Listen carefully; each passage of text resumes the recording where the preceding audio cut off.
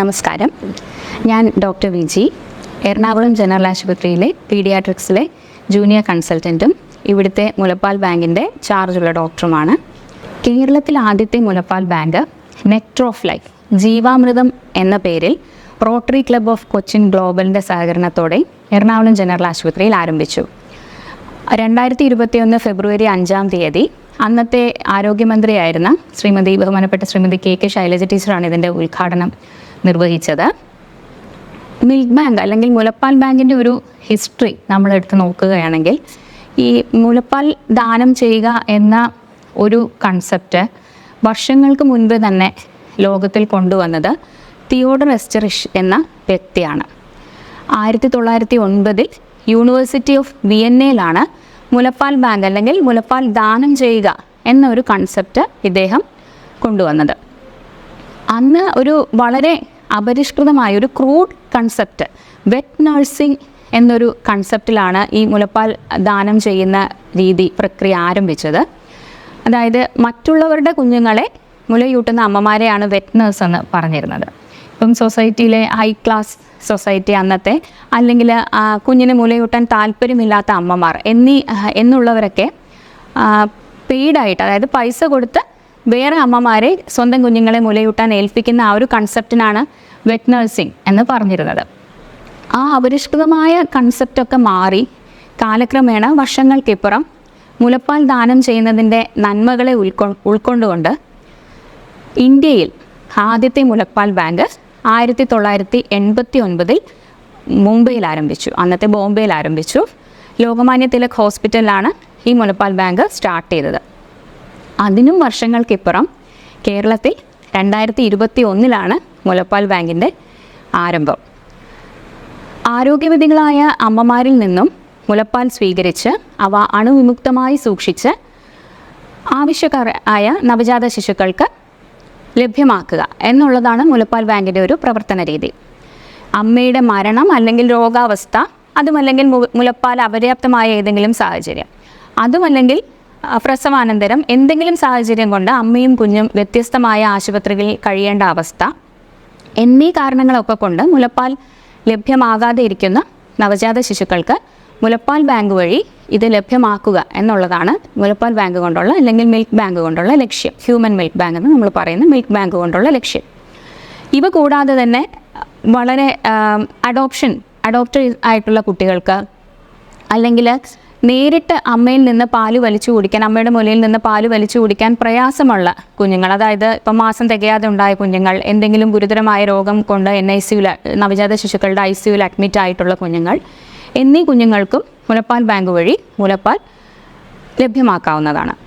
സുരക്ഷിതവും പൂർണ്ണമായും അണുവിമുക്തവുമായ മുലപ്പാൽ ബാങ്ക് വഴി കുഞ്ഞുങ്ങൾക്ക് ലഭ്യമാക്കുന്നത് വഴി അവരിൽ രോഗപ്രതിരോധ ശക്തി വർദ്ധിപ്പിക്കുകയും അണുബാധയുടെ സാധ്യത കുറയ്ക്കുകയും ചെയ്യാൻ സാധിക്കുന്നു. ആർക്കൊക്കെ മുലപ്പാൽ ദാനം ചെയ്യാം, അല്ലെങ്കിൽ ആർക്കൊക്കെ ദാനം ചെയ്യാൻ കഴിയില്ല എന്നതിനൊക്കെ കൃത്യമായ ഗൈഡ് ലൈൻസ് ഉണ്ട്. ഇപ്പം എറണാകുളം ജനറൽ ആശുപത്രിയെ സംബന്ധിച്ചാണെങ്കിൽ നമ്മുടെ മുലപ്പാൽ ദാതാക്കൾ എന്ന് പറയുന്നത് മെയിൻലി ഇവിടെ തന്നെ നമ്മുടെ ആശുപത്രിയിൽ തന്നെ ഉള്ള അമ്മമാരാണ്.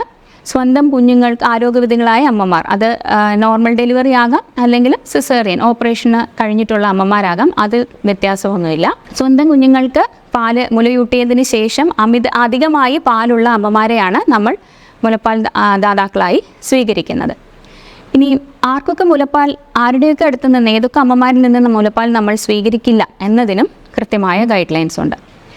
അമ്മയിലുള്ള മുലപ്പാൽ വഴി പകരാവുന്ന അസുഖങ്ങളായ HIV, hepatitis B, hepatitis C, syphilis മുതലായ രോഗങ്ങൾ അമ്മയിലോ അമ്മയുടെ പങ്കാളിയിലോ ഉണ്ടെങ്കിൽ, അമിതമായ മദ്യപാനം, പുകവലി ശീലം എന്നിവയുള്ള അമ്മമാർ, എന്തെങ്കിലും ഇല്ലീഗൽ ഡ്രഗ്സിൻ്റെ യൂസേജ് ഉള്ള അമ്മമാർ, ഇത് കൂടാതെ എന്തെങ്കിലും സ്ഥിരമായി ഏതെങ്കിലും രോഗങ്ങൾക്ക് മരുന്ന് കഴിക്കുന്ന അമ്മമാർ, അതായത് ഇപ്പോൾ ഉദാഹരണത്തിന് ക്യാൻസർ മെഡിസിൻസ് പോലെയുള്ള മെഡിസിൻ കഴിക്കുന്ന അമ്മമാർ, സാധാരണ നമ്മൾ കഴിക്കുന്ന മെഡിസിൻ, തൈറോയിഡിൻ്റെ മെഡിസിൻ, ആസ്മയുടെ മെഡിസിൻ, ഇൻസുലിൻ, ഇവയൊന്നും മുലപ്പാൽ ദാനം ചെയ്യുന്നതിൽ ഒരു തടസ്സമല്ല. പക്ഷേ അമ്മയുടെ മുലപ്പാൽ വഴി കുഞ്ഞിലെത്തി കുഞ്ഞിനെ ദോഷകരമായി ബാധിക്കാവുന്ന ഏതെങ്കിലും മരുന്നുകൾ കഴിക്കുന്ന അമ്മമാർ, ഇവരിൽ നിന്നൊന്നും നമ്മൾ മുലപ്പാൽ സ്വീകരിക്കുന്നതല്ല. ഇതുകൂടാതെ അമ്മയുടെ ബ്രസ്റ്റിലോ അല്ലെങ്കിൽ മുലക്കണ്ണിന് ചുറ്റുമോ എന്തെങ്കിലും ഇൻഫെക്ഷൻസ് അല്ലെങ്കിൽ ചിക്കൻ ബോക്സ് പോലത്തെ ഇൻഫെക്ഷൻ അങ്ങനെയൊക്കെ ഉള്ള അമ്മമാരിൽ നിന്നും നമ്മൾ താൽക്കാലികമായി ഈ അസുഖം മാറുന്നത് വരെ, അതിൻ്റെ ഒരു ഇൻഫെക്റ്റീവ് പീരീഡ് മാറുന്നത് വരെ നമ്മൾ മുലപ്പാൽ സ്വീകരിക്കുന്നതല്ല. അപ്പോൾ ഈ ക്രൈറ്റീരിയ ഒക്കെ വ്യക്തമായി, ഈ ഗൈഡ് ലൈൻസ് ഒക്കെ വ്യക്തമായി പാലിച്ചുകൊണ്ട് മുലപ്പാൽ ദാനം ചെയ്യാൻ പറ്റുന്ന അമ്മമാരെ കണ്ടുപിടിച്ച് നമ്മൾ മുലപ്പാൽ ബാങ്കിലെത്തിച്ച് അവർക്ക് കൃത്യമായ നിർദ്ദേശങ്ങൾ നൽകി കൃത്യമായും പൂർണ്ണമായും ഹൈജീനിക് ആയിട്ടുള്ള രീതിയിൽ ഈ അമ്മമാരിൽ നിന്ന് മുലപ്പാൽ എക്സ്പ്രസ് ചെയ്തെടുക്കുന്നു. അതും ഇലക്ട്രോണിക് മിൽക്ക് പമ്പ് ഉപയോഗിച്ച് ഹാൻഡ് ടെക്നിക്കൊന്നും ടച്ച് ചെയ്യാതെയാണ് നമ്മൾ ഇലക്ട്രോണിക് ബ്രസ്റ്റ് പമ്പ് ഉപയോഗിച്ചിട്ടാണ് എക്സ്പ്രസ് ചെയ്തെടുക്കുന്നത്, മുലപ്പാൽ എടുക്കുന്നത്, കളക്ട് ചെയ്യുന്നത്. അതും അതിനുവേണ്ടി പ്രത്യേകം സ്റ്റെറിലൈസ് ചെയ്യാനും റീയൂസ് ചെയ്യാനും സാധിക്കുന്ന പ്രത്യേകം ബോട്ടിൽസ് ഉണ്ട്. ആ ബോട്ടിലുകളിലേക്കാണ് നമ്മൾ മുലപ്പാൽ കളക്ട് ചെയ്യുന്നത്. അങ്ങനെ പൂർണ്ണമായും സുരക്ഷിതമായി കളക്ട് ചെയ്ത മുലപ്പാൽ രോഗാണുവിമുക്തമാക്കുന്ന ബാക്കി പ്രക്രിയകളിലായ ലാമിനാർ ഫ്ലോ, പാസ്ചറൈസേഷൻ എന്നീ പ്രക്രിയകളിലൂടെ കടത്തിവിട്ട് പൂർണ്ണമായും രോഗാണുവിമുക്തമാണെന്ന് ഉറപ്പുവരുത്തുന്നു. ഇതിനുശേഷം ഈ പാസ്ചറൈസ് ചെയ്ത പാല് ഈ ബോട്ടിൽസിൽ നമ്മൾ ഡീപ്പ് ഫ്രീസറിൽ സൂക്ഷിക്കുന്നു. -20°C ഡീപ്പ് ഫ്രീസറിൽ സൂക്ഷിക്കുന്നു. സാധാരണ രീതിയിൽ അമ്മയിൽ നിന്ന് ഇതുപോലെ എക്സ്പ്രസ് ചെയ്ത്, അതായത് പിഴിഞ്ഞ് എടുക്കുന്ന മുലയിൽ നിന്ന് എക്സ്പ്രസ് ചെയ്തെടുക്കുന്ന പാല് ഒരു റൂം ടെമ്പറേച്ചറിൽ വെറുതെ നമ്മൾ പുറമേ വെക്കുകയാണെങ്കിൽ ഒരു 4 മുതൽ 6 മണിക്കൂർ വരെ പുറമേ സൂക്ഷിക്കാൻ പറ്റും. അതിൽ കൂടുതൽ ഈ പാല് സൂക്ഷിക്കണമെന്നുണ്ടെങ്കിൽ നോർമൽ റെഫ്രിജറേറ്ററിൽ, നോർമൽ കമ്പാർട്ട്മെൻറ്റിൽ, ഫ്രീസർ കമ്പാർട്ട്മെൻറ്റ് വേണമെന്നില്ല, നോർമൽ കമ്പാർട്ട്മെൻറ്റിൽ 2 to 4°C റെഫ്രിജറേറ്ററിൽ 24 മണിക്കൂർ വരെ നമുക്ക് സൂക്ഷിക്കാം. അതിനും മേലെ ഈ പാല് സൂക്ഷിക്കണമെങ്കിൽ, കേടുകൂടാതെ സൂക്ഷിക്കണമെങ്കിൽ അത് ഈ -20°C ഡീപ്പ് ഫ്രീസറിലാണ് നമ്മൾ യൂഷ്വലി സൂക്ഷിക്കുന്നത്. മിൽക്ക് ബാങ്ക് പോലെയുള്ള സ്ഥലങ്ങളിൽ ഡീപ്പ് ഫ്രീസറിലാണ് നമ്മൾ ഈ പാല് സൂക്ഷിക്കുന്നത്. ഇത് പാസ്ചറൈസ് ചെയ്യുന്നതിന് മുൻപുള്ള മിൽക്ക് ഈ ഡീപ്പ് ഫ്രീസറിൽ 3 മാസം വരെയും, പാസ്ചറൈസ് ചെയ്തതിന് ശേഷം ഉള്ള പാല് 6 മാസം വരെയും ഡീപ്പ് ഫ്രീസറിൽ കേടുകൂടാതെ സൂക്ഷിക്കാൻ കഴിയും.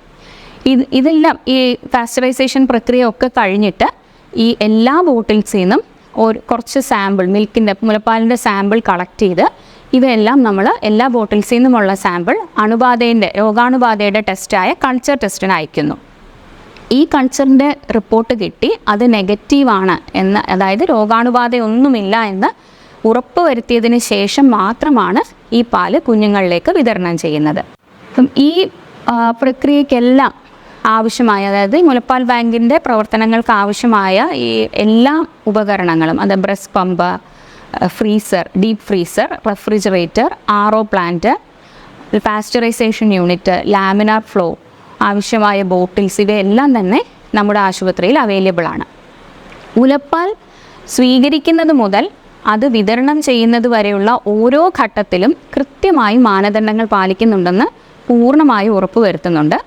ഇത് കൂടാതെ തന്നെ ഡോക്ടേഴ്സും സിസ്റ്റർമാരും മറ്റ് സ്റ്റാഫുകളുമൊക്കെ അമ്മമാരെ മുലപ്പാൽ ദാനം ചെയ്യുന്നതിൻ്റെ ആവശ്യകത പറഞ്ഞു മനസ്സിലാക്കുകയും അതിനായി പ്രോത്സാഹിപ്പിക്കുകയും ചെയ്യാൻ ശ്രദ്ധിക്കുന്നുണ്ട്.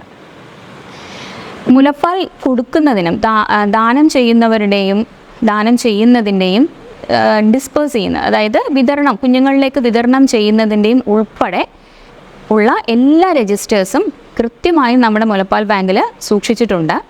എന്നിരുന്നാൽ പോലും ഏത് അമ്മയുടെ പാല് ആണ് ഒരു കുഞ്ഞിന് നൽകിയത് എന്നുള്ള വിവരങ്ങൾ പൂർണ്ണമായും രഹസ്യ സ്വഭാവമുള്ളതായിരിക്കും. മിൽക്ക് പൂളിംഗ് എന്നൊരു ടെക്നിക്ക് നമ്മുടെ മിൽക്ക് ബാങ്കിൽ നമ്മൾ പ്രാക്ടീസ് ചെയ്യുന്നില്ല. മിൽക്ക് പൂളിംഗ് എന്ന് പറയുന്നത്, അതായത് സാധാരണ രീതിയിൽ പല അമ്മമാരിൽ നിന്നും പല പല ബോട്ടിൽസിലേക്ക് കളക്ട് ചെയ്യുന്ന പാല് നമുക്ക് ഒരു ബോട്ടിലേക്ക് മിക്സ് ചെയ്ത് ഫ്രീസറിൽ സൂക്ഷിച്ച് പാസ്ചറൈസേഷന് വെക്കാവുന്നതാണ്. പക്ഷേ നമ്മുടെ ആശുപത്രിയിൽ നമ്മൾ ഓരോ അമ്മമാരിൽ നിന്നും പ്രത്യേകമായി കളക്ട് ചെയ്യുന്ന മിൽക്ക് അതാത് ബോട്ടിലിൽ തന്നെയാണ് സൂക്ഷിക്കുന്നത്. അത് ഒരു ബോട്ടിൽ നിറച്ച് മിൽക്ക് ഇല്ലെങ്കിൽ പോലും നമ്മൾ 2 അമ്മമാരുടെ പാലുകൾ തമ്മിൽ മിക്സ് ചെയ്ത് സൂക്ഷിക്കുന്ന ഒരു പ്രക്രിയ നമ്മൾ അഡോപ്റ്റ് ചെയ്തിട്ടില്ല. എറണാകുളം ജനറൽ ആശുപത്രിയിൽ അഡോപ്റ്റ് ചെയ്തിട്ടില്ല. മിൽക്ക് പൂളിംഗ് കൊണ്ട് ദോഷമൊന്നുമില്ല, കാരണം നമ്മൾ എല്ലാ ടെസ്റ്റും ചെയ്തിട്ടാണ് ഈ മിൽക്ക് ശേഖരിക്കുന്നതും കൊടുക്കുന്നതും ഒക്കെ. പക്ഷെ എന്നിരുന്നാൽ പോലും ഇവിടെ സെപ്പറേറ്റ് ആയിട്ട് മിൽക്ക് പൂളിംഗ് എന്നുള്ളൊരു ടെക്നിക്ക് നമ്മൾ അഡോപ്റ്റ് ചെയ്തിട്ടില്ല. ഇനി മുലപ്പാൽ ബാങ്കിൽ നിന്നുള്ള മുലപ്പാൽ സ്വീകരിക്കാമോ, അത് സുരക്ഷിതമാണോ എന്നുള്ളത് എപ്പോഴും എല്ലാവരുടെയും ഒരു കൺസേൺ ആണ്. മുലപ്പാൽ ബാങ്കിൽ നിന്നുള്ള മുലപ്പാൽ സ്വീകരിക്കുന്നത് തീർച്ചയായും സുരക്ഷിതമാണ്. അതായത് നേരത്തെ നമ്മൾ മുൻപ് പറഞ്ഞ പോലെ മുലപ്പാൽ വഴി ശരീരസ്രവങ്ങൾ വഴി പകരാവുന്ന രോഗങ്ങളായ ഹെപ്പറ്റൈറ്റിസ് ബി, HIV പോലെയുള്ള രോഗങ്ങൾ ഒന്നുമില്ല എന്ന് അമ്മയിൽ സ്ക്രീനിങ് ടെസ്റ്റൊക്കെ ചെയ്ത് ഉറപ്പുവരുത്തിയ ശേഷം ഉള്ള ദാതാക്കളെ മാത്രമാണ് നമ്മൾ മുലപ്പാൽ ദാതാക്കളായി സ്വീകരിക്കുന്നത്. അതിന് ശേഖരിച്ചതിന് ശേഷമാണെങ്കിലും രോഗാണുബാധയുണ്ടോ എന്ന് നോക്കുന്ന കൾച്ചർ ടെസ്റ്റൊക്കെ ചെയ്ത് അതും നെഗറ്റീവാണെന്ന് ഉറപ്പുവരുത്തിയതിന് ശേഷം മാത്രമേ കുഞ്ഞുങ്ങളിലേക്ക് ഈ മുലപ്പാൽ എത്തിക്കുന്നുള്ളൂ. അപ്പോൾ അതുകൊണ്ടൊക്കെ തന്നെ മുലപ്പാൽ ബാങ്കിൽ നിന്നും കൊടുക്കുന്ന മുലപ്പാൽ അമ്മയുടെ പാല് പോലെ തന്നെ, സ്വന്തം അമ്മയുടെ പാല് പോലെ തന്നെ കുഞ്ഞിന് സേഫാണ്, സുരക്ഷിതമാണ്. തുടക്കത്തിൽ നമ്മൾ ഈ മുലപ്പാൽ ബാങ്കിൻ്റെ സേവനം ആരംഭിച്ചപ്പോൾ നമ്മൾ ഈ സേവനം കൂടുതൽ പ്രയോജനപ്പെടുത്തിയിരുന്നത് നമ്മുടെ തന്നെ ജനറൽ ആശുപത്രിയിലെ തന്നെ നവജാത ശിശുക്കളുടെ ICUയിൽ അഡ്മിറ്റ് ആയിരുന്ന സിക്കായിട്ടുള്ള കുഞ്ഞുങ്ങളിലാണ്. പക്ഷേ ക്രമേണ മുലപ്പാലിൻ്റെ ലഭ്യത കൂടുന്നതനുസരിച്ച്, അതിൻ്റെ ലഭ്യതയ്ക്കനുസരിച്ച് ഇത് പുറമേ നിന്നുള്ള കുഞ്ഞുങ്ങൾക്കും ഈ സേവനം ലഭ്യമാക്കി തുടങ്ങിയിട്ടുണ്ട്. ഇതിന് കൾച്ചർ ടെസ്റ്റ്, മുലപ്പാൽ കൾച്ചർ ചെയ്യാൻ ഉള്ള ടെസ്റ്റും മുലപ്പാലിൻ്റെ ബാക്കി ടെസ്റ്റുകൾക്ക് ആവശ്യമായ ഒരു നോമിനൽ എമൗണ്ട്, ടെസ്റ്റ് ചെയ്യാൻ ആവശ്യമായൊരു നോമിനൽ എമൗണ്ട് മാത്രം ഇവരിൽ നിന്ന് നമ്മൾ സ്വീകരിക്കുന്നുണ്ട്. പുറമേ നിന്നുള്ള ആവശ്യക്കാർക്ക് മുലപ്പാൽ ബാങ്ക് ഇവിടുന്ന് മുലപ്പാൽ ബാങ്കിൻ്റെ സേവനം ആവശ്യമുണ്ടെങ്കിൽ മുലപ്പാൽ ബാങ്കുമായി ബന്ധപ്പെടാൻ വേണ്ടി എറണാകുളം ജനറൽ ആശുപത്രിയുടെ നമ്പറിൽ വിളിച്ച് മുലപ്പാൽ ബാങ്കുമായി കണക്ട് ചെയ്ത് സംസാരിക്കാവുന്നതാണ്. കുഞ്ഞുങ്ങളെ ചികിത്സിക്കുന്ന ഡോക്ടറിൻ്റെ നിർദ്ദേശം അടങ്ങുന്ന ലെറ്ററുമായി സമീപിക്കുന്നവർക്ക് മാത്രമേ മുലപ്പാൽ ബാങ്കിൽ നിന്ന് മുലപ്പാൽ വിതരണം ചെയ്യുന്നുള്ളൂ. വീട്ടിൽ നിന്നും അമ്മമാർ ചിലപ്പോൾ മുലപ്പാൽ ശേഖരിച്ച് ഇവിടെ കൊണ്ടുവന്ന് നമുക്ക് ഡൊണേറ്റ് ചെയ്യാൻ താല്പര്യമുണ്ട്, ഇല്ലെങ്കിൽ ഇവിടെ സൂക്ഷിക്കാനായി കൊണ്ടുവരാറുണ്ട്. പക്ഷേ അത് നമ്മൾ നേരത്തെ പറഞ്ഞ പോലെ ഇതുവരെ നമ്മൾ ഇവിടെയുള്ള അമ്മമാരിൽ നിന്ന് മാത്രമാണ് കളക്ട് ചെയ്തുകൊണ്ടിരുന്നത്. അതിൻ്റെ ഒരു റീസൺ ഹൈജീൻ അല്ലെങ്കിൽ കണ്ടാമിനേഷൻ, അതായത് മുലപ്പാൽ എക്സ്പ്രസ് ചെയ്ത് എടുക്കുന്നതിൻ്റെ ടെക്നിക്കിൽ വരാവുന്ന കണ്ടാമിനേഷൻ ഉണ്ടാകാനുള്ളൊരു സാധ്യത മൂലമാണ്. അപ്പോൾ അങ്ങനെ അതുകൊണ്ടാണ് നമ്മളെപ്പോഴും ഇവിടെ വന്ന് എക്സ്പ്രസ് ചെയ്യാനാണ് അമ്മമാരെ നമ്മൾ കൂടുതലും പ്രോത്സാഹിപ്പിക്കുന്നത്. അപ്പോൾ ഇതുവരെ നമ്മുടെ ഇവിടെയുള്ള അമ്മമാർ തന്നെ ആയതുകൊണ്ട്, ആശുപത്രിയിൽ തന്നെയുള്ള അമ്മമാരായതുകൊണ്ട് നമുക്ക് മുലപ്പാൽ ബാങ്കിൽ വന്ന് എക്സ്പ്രസ് ചെയ്തെടുക്കുന്നതിൽ ബുദ്ധിമുട്ടില്ല. പക്ഷേ പുറമേ നിന്ന് ഇപ്പോൾ മുലപ്പാൽ ബാങ്ക്, ഞാൻ പറഞ്ഞതുപോലെ തന്നെ മുലപ്പാൽ ബാങ്കിൻ്റെ പ്രവർത്തനം വിപുലീകരിക്കാൻ ഉള്ള ഒരു ശ്രമമാണ്. കൂടുതൽ കുട്ടികളിലേക്ക് ഇത് മുലപ്പാൽ എത്തിക്കാൻ വേണ്ടിയിട്ട്, പുറമേയുള്ള കുട്ടികൾക്കും കൂടുതലായിട്ട് ഈ സേവനം ലഭ്യമാക്കാൻ വേണ്ടി നമുക്ക് കൂടുതൽ ഡോണേഴ്സിനെ ആവശ്യമുണ്ട്. അപ്പോൾ പുറമേ നിന്നുള്ള അമ്മമാരുടെ മിൽക്കും സ്വീകരിക്കാൻ നമ്മൾ തീരുമാനമാക്കിയിട്ടുണ്ട്. പക്ഷേ വീട്ടിൽ നിന്ന് എക്സ്പ്രസ് ചെയ്ത് വരുമ്പോൾ ഉണ്ടാകാവുന്ന കണ്ടാമിനേഷൻ്റെ ഒക്കെ ഒരു പോസിബിലിറ്റി ഉള്ളത് കൊണ്ട് തന്നെ അവരെ നമ്മളുമായി കോണ്ടാക്ട് ചെയ്യുന്ന ആൾക്കാരെ നമ്മൾ ഇവിടെ വന്ന് അമ്മയോ അല്ലെങ്കിൽ അമ്മയുടെ ഏതെങ്കിലും ബന്ധുക്കളോ ഇവിടെ വന്ന് നമ്മളുമായി കോണ്ടാക്ട് ചെയ്ത് ഇലക്ട്രിക് പമ്പ് അല്ലെങ്കിൽ ഒരു മാനുവൽ ബ്രസ്റ്റ് പമ്പ് വെച്ച് വേണമെങ്കിലും നമുക്ക് മുലപ്പാൽ എക്സ്പ്രസ് ചെയ്തെടുക്കാവുന്നതാണ്. അത് കൃത്യമായും എങ്ങനെയാണ് ഹൈജീനിക്കായിട്ടും കണ്ടാമിനേഷൻ വരാതെയും എക്സ്പ്രസ് ചെയ്തെടുക്കാൻ പറ്റുക എന്നുള്ള ടെക്നിക്ക്, അതായത് ഡെയിലി ഇപ്പോൾ ദൂരെ നിന്നുള്ള ആൾക്കാർക്ക് ചെറിയ കുഞ്ഞുമായിട്ട് ഡെയിലി ഇവിടെ വന്ന് എക്സ്പ്രസ് ചെയ്യുക എന്നുള്ളതൊരു പ്രയാസകരമായ സംഭവം ആയതുകൊണ്ട് ഇവിടെ വന്ന് ആദ്യത്തെ ഒരു പ്രാവശ്യം ഇവിടെ വന്ന് അത് കണ്ട് മനസ്സിലാക്കി വ്യക്തമായ ഇൻസ്ട്രക്ഷൻസ് പാലിച്ച് കൊണ്ടുവരികയാണെങ്കിൽ നമ്മളിവിടെ സൂക്ഷിക്കും. പക്ഷേ അതിനുശേഷം രോഗാണുവിൻ്റെ കൾച്ചർ ടെസ്റ്റൊക്കെ ചെയ്തതിന് ശേഷം കണ്ടാമിനേഷൻ ഇല്ല ഈ അമ്മമാരുടെ റിപ്പോർട്ട്സൊക്കെ, ബ്ലഡ് ടെസ്റ്റും റിപ്പോർട്ടും ഒക്കെ, പുറമേ നിന്നുള്ള അമ്മമാരുടെ ബ്ലഡ് ടെസ്റ്റും റിപ്പോർട്ടും ഒക്കെ നോക്കി അത് സ്ക്രീനിങ് ടെസ്റ്റൊക്കെ, മുലപ്പാൽ വഴി പകരുന്ന സ്ക്രീനിങ് ബ്ലഡ് ടെസ്റ്റുകളൊക്കെ, പകരാവുന്ന രോഗങ്ങളുടെ ടെസ്റ്റുകളൊക്കെ നെഗറ്റീവാണെന്ന് ഉറപ്പുവരുത്തിയതിന് ശേഷം മാത്രമേ നമ്മൾ ഈ അമ്മമാരുടെ പാല് സ്വീകരിക്കുകയുള്ളൂ. അവരുടെ മെഡിക്കൽ റെക്കോർഡ്സും ഒക്കെ നോക്കിയിട്ടാണ് നമ്മൾ ഡോണറായിട്ട് അക്സെപ്റ്റ് ചെയ്യാൻ പറ്റുമോ ഇല്ലയോ എന്നുള്ളത് നോക്കുന്നത്. ഇവിടുന്ന് കൊടുക്കുന്ന ഇൻസ്ട്രക്ഷൻസ് അനുസരിച്ച് കൃത്യമായും ഹൈജീനിക്കായിട്ടും കണ്ടാമിനേഷൻ കൂടാതെയും എക്സ്പ്രസ് ചെയ്ത് തരാൻ കോൺഫിഡൻസ് ഉള്ള അമ്മമാരുടെ പാല് നമ്മൾ ഇവിടെ സ്വീകരിക്കാൻ തീരുമാനിച്ചിട്ടുണ്ട്.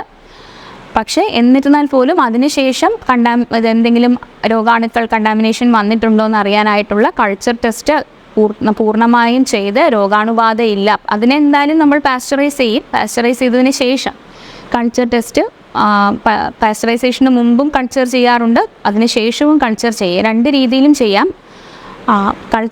അതിനുള്ള കൾച്ചർ ടെസ്റ്റ്, പാസ്ചറൈസേഷൻ ചെയ്ത് കൾച്ചർ ടെസ്റ്റൊക്കെ ചെയ്ത് പൂർണ്ണമായും രോഗാണുവിമുക്തമാണെന്ന് ഉറപ്പ് വരുത്തിയതിന് ശേഷം മാത്രമേ നമ്മളത് കുഞ്ഞുങ്ങളിലേക്ക് കൊടുക്കുകയുള്ളൂ. നേരത്തെ ഞാൻ സൂചിപ്പിച്ചു, മുലയൂട്ടൽ വഴി കുഞ്ഞുങ്ങളിലേക്ക് പകരാവുന്ന രോഗങ്ങൾ, അതായത് അതും എല്ലാവരുടെയും പേരൻസിൻ്റെ ഒരു ആങ്സൈറ്റിയാണ് ഈ മുലപ്പാൽ ബാങ്ക് വഴിയുള്ള മുലപ്പാൽ കൊടുക്കുമ്പോൾ.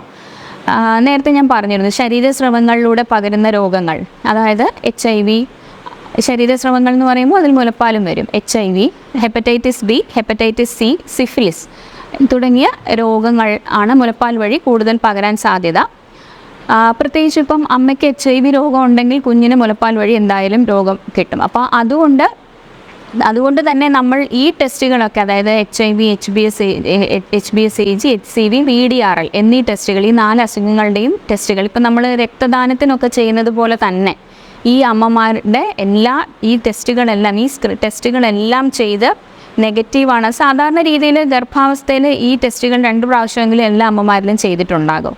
അപ്പം ഈ പ്രസവത്തിൻ്റെ ഉടനെ എടുക്കുന്ന ഈ പാൽ ആ ടെസ്റ്റിന് ശേഷമാണ് നമ്മൾ എടുക്കുന്നത്. ടെസ്റ്റ് ചെയ്ത് ഓൾറെഡി ടെസ്റ്റഡ് ആയിട്ടുള്ള അമ്മമാരിൽ നിന്നാണ് നമ്മൾ പാല് സ്വീകരിക്കുന്നത്. അപ്പോൾ ഈ ടെസ്റ്റൊക്കെ നെഗറ്റീവാണ് എന്ന് ഉറപ്പുള്ള അമ്മമാരിൽ നിന്ന് മാത്രമാണ് നമ്മൾ പാല് സ്വീകരിക്കുന്നത്. അതുകൊണ്ട് ഈ മുലപ്പാൽ ബാങ്ക് വഴി നിന്നുള്ള മിൽക്കിൽ പാല് കൊണ്ട് കുഞ്ഞുങ്ങൾക്ക് ദോഷമില്ല. ഈ മുലപ്പാൽ ബാങ്കിൻ്റെ പ്രവർത്തനം കൂടുതൽ, ഇപ്പം നേരത്തെ ഞാൻ പറഞ്ഞായിരുന്നു, നമ്മുടെ ആശുപത്രിയിലെ മെജോറിറ്റി ഓഫ് ദ ഡോണേഴ്സ്, അതായത് മുലപ്പാൽ ദാതാക്കൾ എന്ന് പറയുന്നത് ഈ ആശുപത്രിയിൽ തന്നെ പ്രസവം അല്ലെങ്കിൽ സിസേറിയൻ കഴിഞ്ഞ അമ്മമാരാണ്. പക്ഷേ മുലപ്പാൽ ബാങ്കിൻ്റെ പ്രവർത്തനം കൂടുതൽ വിപുലീകരിക്കുക, ഇതിൻ്റെ സേവനം കൂടുതൽ ആൾക്കാർക്ക് ലഭ്യമാക്കുക എന്ന ലക്ഷ്യത്തോടെ പുറമേ നിന്നുള്ള അമ്മമാരിൽ നിന്നും മുലപ്പാൽ സ്വീകരിക്കുവാനുള്ള തീരുമാനം എടുത്തിട്ടുണ്ട്. അതിന് സന്നദ്ധരായ അമ്മമാർ അല്ലെങ്കിൽ അവരുടെ ബന്ധുക്കൾ മുലപ്പാൽ ബാങ്കുമായി ബന്ധപ്പെട്ടാൽ അതിനുവേണ്ട കൃത്യമായ നിർദ്ദേശങ്ങൾ ഇവിടുന്ന് നൽകുന്നതാണ്. ഗുരുതരമായ രോഗാവസ്ഥയിലൂടെ കടന്നു പോകുന്ന ഒരുപാട് നവജാത ശിശുക്കൾക്ക് ആരോഗ്യകരമായ പുതുജീവൻ നൽകാൻ ജീവാമൃതം എന്ന പദ്ധതി വളരെ മഹത്തരമായൊരു കാര്യമാണ് ചെയ്യുന്നത്.